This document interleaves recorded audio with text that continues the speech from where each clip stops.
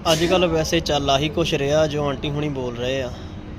नमस्कार, मैं सुमन झमा है गोरखपुर से।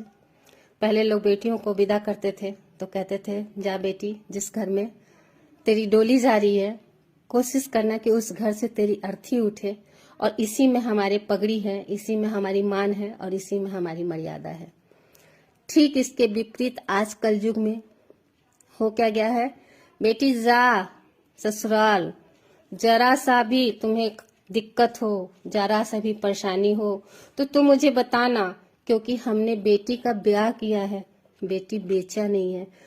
तो क्या पहले के लोग अपनी बेटी को बेच दिया करते थे?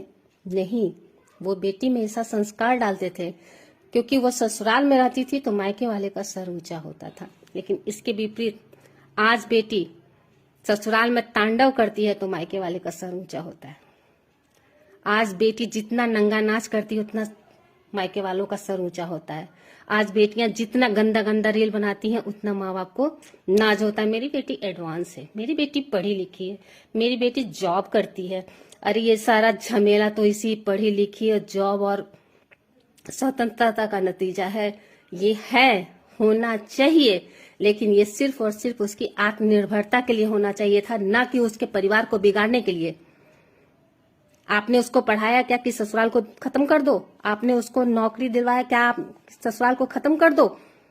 क्या वो नौकरी नहीं करती तो ससुराल वाले नहीं खाए?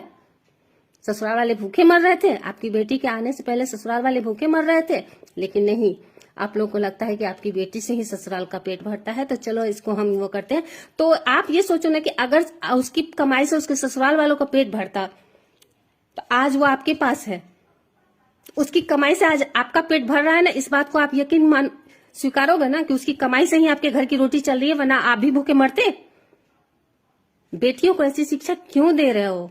क्यों दे रहे हो बेटियों को ऐसी शिक्षा?